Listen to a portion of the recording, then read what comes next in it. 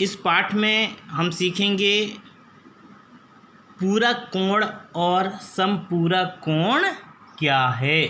पूरक कोण और समपूरक कोण क्या है।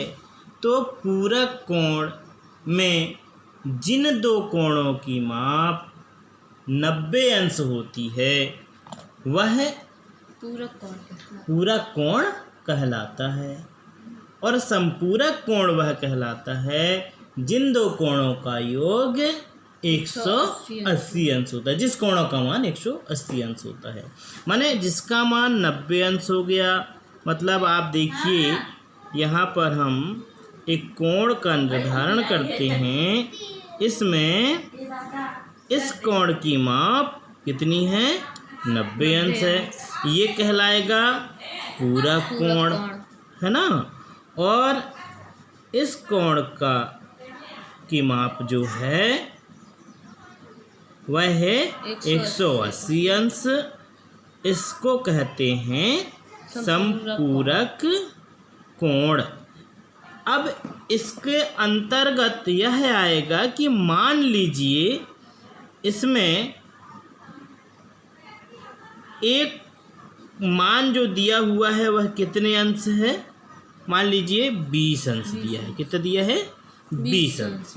अब इस कोण के आधार पर हमें पूरक कोण ज्ञात करना होगा। हमें पूरक कोण ज्ञात करना होगा। तो देखिए हम इसको स्पष्ट करते हैं कि एक पूरक कोण मतलब 90 अंश का कोण हमने बनाया। इसी के अंदर एक 20 अंश का कोण बना हुआ है।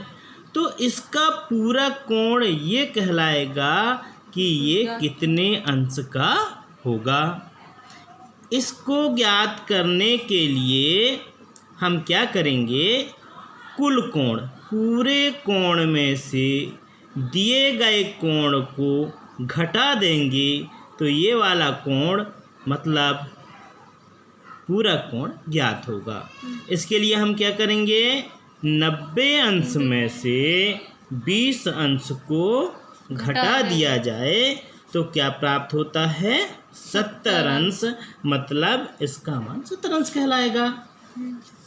ऐसा ही अगर हम सरल कोण की बात करें, मतलब एक संपूरक कोण की बात करें जिसका मान होता है 180 अंश।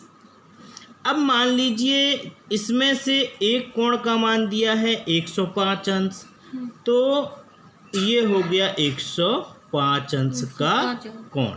अब आप देखिए ये पूरे कोण का मान कहलाएगा 180 अंश। इस पूरे कोण का मान कहलाएगा 105 अंश और इस कोण को हमें ज्ञात करना होगा। यही कहलाता है समपूरक कोण।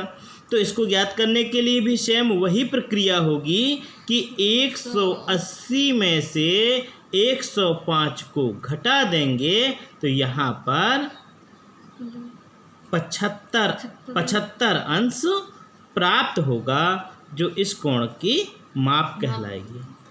कहने का मतलब यह है कि एक कोण और ये दोनों कोण, अगर इन दोनों को जोड़ दिया जाए तो हमें 180 प्राप्त होगा। दो कोणों का योग बराबर 180 समपूरक कहलाया। क्या कहलाया? समपूरक कोण। और 20 और 70 जब दोनों को जोड़ दिया जाए और इनका योग आता है 90 तो यह कहलाया पूरक कोण। तो इस प्रकार से हम यह समझेंगे कि पूरक कोण और समपूरक कोण क्या है। समझ गए?